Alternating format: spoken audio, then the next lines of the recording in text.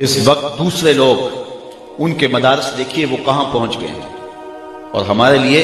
ایک مدرسے کا بجٹ سال کا وہ ایک مسئلہ ہوا ہوتا ہے۔ تو اس لیے ہمیں اس کلچر کو تبدیل کرنا ہوگا اور مدارس دینیہ کی طرف اپنی توجہ کرنا ہوگی۔ ان بے عمل پیروں سے بھی جان چھڑا لو، ہاتھ جوڑ کے ان کو کہو ہمیں معافی دو، ہمارے مسلک کو بڑا لوٹ لیا تم نے، تمہاری 6 نسلیں کھا سکتی جتنا تم نے لوٹا ہے، اب ہماری جان چھوڑ دو، ہمیں مدارس کھڑے کرنے دو، ہمارا مسلک لٹ رہا ہے، ہمارے گھر کو آگ لگی ہوئی، اب ہماری جان چھوڑ دو اور ہمیں اپنے مدارس دینیہ کھڑے کر دو۔ ہمیں اگر آپ نے پیر بنانا ہے تو کسی عالم دین کو بنائیں، اس کو جو آپ نذرانہ دیں گے اس کی وہ کتاب خریدے گا اور رسول اللہ کے دین کے مسئلے بتائے گا، اور جن کو آپ نذرانے دے رہے ہو وہ اس سے کتے خریدتے ہیں اور کتے لڑاتے ہیں۔ ان لوگوں سے جان چھڑاؤ، ان علماء کے قدم چومو جو مسجد تدریس پہ بیٹھتے ہیں تو شام تک رسول اللہ کی حدیثیں سناتے ہیں، اور جب ہمارے اسلاف نے ہمارے بزرگوں نے ان کی قدر دانی کی تھی تو دین سر بلند تھا۔ اور دوسری جانب ایک شخص جس کی شکل بھی رسول اللہ صلی اللہ علیہ وآلہ وسلم کی سنت کی مطابقت میں نہیں ہے، بیوٹی پارلر سے تیار ہو کے اپنی بھابھی کا دوپٹہ باندھ کے آ گیا ہے، اور وہ اسٹیج کے اوپر شریعت سے بغاوت سکھا رہا ہے، کبھی جنت کا مذاق اڑا رہا ہے، کبھی دوزخ کا مذاق اڑا رہا ہے، اور آپ اس کے اوپر یوں بے دردی کے ساتھ نوٹ پھینک رہے ہیں، اور 2-2 3-3 لاکھ روپے ایک رات کے وہ اکٹھے کر کے تمہارے وسائل نچوڑ کے لے جا رہا ہے، اور تمہیں دے کیا رہا ہے؟ بدعملی کا سبق ہے، ہرے تو کیڑی جنت دا کرنا ہے تذکرہ، یہ ہمارے اسٹیج پہ پڑھا جاتا ہے، اور لوگ اس پہ جو ہے وہ نوٹ پھینک رہے ہوتے ہیں۔ میں نے کہا صاحب اسی جنت کا تذکرہ جس جنت کے لیے حضور ہاتھ پھیلا کے دعائیں مانگتے تھے، اسی جنت کا تذکرہ جس کے لیے میرے حضور نے فرمایا رب سے مانگو تو جنت الفردوس مانگو۔ قرآن کے ورق پہ جنت کی تحریر دلائی گئی، جنت کے نقشے بیان کیے گئے، جہنم سے ڈرایا گیا، لیکن یہ یہاں کھڑا ہو کر کے کتنی جرأت اور کتنی بہادری کے ساتھ کہہ دیتا ہے کہ ہرے تو کیڑی جنت دا کرنا ہے تذکرہ، اور یہاں جنت کا مذاق اڑایا جا رہا ہے، کبھی جہنم کا مذاق اڑایا جا رہا ہے۔ مجھے دیکھ کے جہنم کو آئے پسینہ، ہمارے استاد سے فرمایا کرتے تھے آج تیرے منہ میں طوطی بولتا ہے، جو کہنا ہے کہہ لے، یہ تو قیامت کے دن پتہ چلے گا پسینہ کس کو آتا ہے۔ حضرت شیخ احمد مجدد الفسانی علیہ رحمہ فرماتے ہیں جنت اللہ کی رضا کا مظہر ہے اور جہنم اللہ کے قہر و غضب کا مظہر ہے۔ جنت مانگنے کا مطلب یہ ہے رب کی رضا مانگنا، اور جہنم سے پناہ طلب کرنے کا مطلب یہ ہے اللہ کے قہر و غضب سے پناہ چاہنا۔ اور یہاں منبر پہ کھڑے ہو کے مساجد کے اندر محافل نات کے اندر لاکھوں روپے اس کام کے لیے صرف کیے جا رہے تھے، یہ گمراہی پھیلانی تھی تو میڈیا تھوڑی پھیلا رہا ہے، انٹرنیٹ کے ذریعے تھوڑا گند پھیل رہا ہے کہ مذہب کے نام پہ تم پیسے اکٹھے کر کے لوگوں کو بلا کے بے خوف کر رہے ہو جہنم سے اور جنت کا تمسخر اڑا رہے ہو۔ تو آج اگر ہم بات کرتے ہیں تو کہا جاتا ہے کہ ذرا ہاتھ اولا رکھو، ہمارے گھر کو آگ لگ گئی ہے، گھر کے چراغ سے ہمارے وسائل ہمارے مسلک کو ہی توڑنے میں صرف ہو رہے ہیں۔ میں ایک جگہ گیا تو میں نے کہا کہ تم لاکھوں روپے خرچ کرتے ہو اور نعت خوانوں کو دیتے ہو، اور تمہارے ہی شہر کے اندر جو مدرسہ ہے اس کے بچے آج بھی ہاتھوں میں تھالیاں پکڑ کے روٹیاں مانگتے ہیں، تو تم سمجھتے ہو ہم جنت خرید رہے ہیں، قیامت کے دن تمہارا گریبان پکڑا جائے گا۔ تو جنت اتنی سستی نہیں ہے کہ تم نے منہ میں پان ڈالا ہوا اور ہاتھ میں جو ہے وہ پیسے پکڑ کے ایسے نچھاور کرتے ہو تو اس سے جنت مل جائے گی۔ ام حسبتم ان تدخلوا الجنہ، کیا تم یہ گمان کرتے ہو کہ یوں ہی جنت میں چلے جاؤ گے؟ تم میں سے جو پہلے لوگ گزرے ہیں فرمایا انہیں جھنجھوڑا گیا، حتیٰ کہ وقت کا نبی بھی پکار اٹھا اور اہل ایمان بھی پکار اٹھے مالک تیری مدد کب آئے گی؟ تو پھر ہم نے کہا بس ہماری مدد آیا چاہ رہی۔ لوگوں کے سر پہ آرے رکھ کے پاؤں تلے تک چیر دیا گیا، جسم کو لوہے کی کنکیوں سے چھیدا گیا، اذیتوں میں، مشقتوں میں، مشکلوں میں مبتلا کیا گیا، اور ہم ایک رات میں جنت خرید کے فارغ ہو جاتے ہیں۔ تو ان لوگوں کو اپنے سٹیجوں سے اتارنا ہوگا، اور اگر میری ان باتوں کو آپ ہضم کر رہے ہیں تو میں ایک اور بات بھی کہنا چاہتا ہوں، ان بے عمل پیروں سے بھی جان چھڑا لو، ہاتھ جوڑ کے ان کو کہو ہمیں معافی دو، ہمارے مسلک کو بڑا لوٹ لیا تم نے، تمہاری 6 نسلیں کھا سکتی ہیں جتنا تم نے لوٹا ہے، اب ہماری جان چھوڑ دو، ہمیں مدارس کھڑے کرنے دو، ہمارا مسلک لٹ رہا ہے، ہمارے گھر کو آگ لگی ہوئی، اب ہماری جان چھوڑ دو اور ہمیں اپنے مدارس دینیاں کھڑے کر دینے دو، ہمیں سکول سسٹم کھڑے کر دینے دو، ہمیں تربیتی کورسز کے لیے ذہن سازی قوم کی کر دینے دو، تو آپ مہربانی فرماؤ ہماری جان چھوڑ دو۔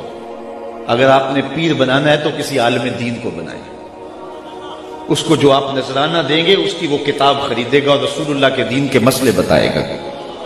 اور جن کو آپ نذرانے دے رہے ہو وہ اس سے کتے خریدتے ہیں اور کتے لڑاتے ہیں۔ سرمایہ بھی ہمارا، اور پھر سوشل میڈیا کے اوپر تصویریں چڑھتی ہیں اور لوگ ہمیں فون کرتے ہیں جناب اس کی تردید کیجیے گا، اس کی تردید کیجیے گا۔ میں نے کہا صبح سے شام تک ہم تردید ہی تو کرتے پھرتے ہیں، کچھ تم بھی تو کرو نا، کیوں ان لوگوں سے بغاوت کیوں نہیں کرتے؟ نگہباں بن کے جو اہل چمن کی آبرو لوٹے، چمن والوں عقیدت چھوڑ دو ایسے نگہباں کی۔ یہ نگہباں نہیں ہیں، یہ رہزن ہیں، یہ ڈاکو ہیں، ان لوگوں سے جان چھڑاؤ۔ ان علماء کے قدم چومو جو مسجد تدریس پہ بیٹھتے ہیں تو شام تک رسول اللہ کی حدیثیں سناتے ہیں، اور جب ہمارے اسلاف نے، ہمارے بزرگوں نے ان کی قدردانی کی تھی تو دین سربلند تھا۔ وہ منظر ہم نہیں بھول سکتے کہ حضرت میر عبد الحکیم سیالکوٹی علیہ رحمہ جب مطالعہ کرنے بیٹھتے ہیں تو بادشاہ وقت کی جانب سے ایک وہاں خادم مقرر ہے جو کچے برتن کے اندر بادام روغن ڈال کر کے آپ کے قدموں میں رکھتا ہے، اور تاکہ آپ کے قدم اس بادام روغن کے اندر بھیگے رہیں اور آپ کے دماغ کو تراوت پہنچتی رہے، اور چند دن کے بعد اس بادام روغن کو بدل دیا جاتا ہے۔ تو وہ جو بادام روغن ہے کیا اس کو نالی میں بہا دیا جاتا ہے؟ بادشاہ کا حکم ہے اس کو پیک کر کے میرے گھر بھیجیں، اور جب وہ اپنے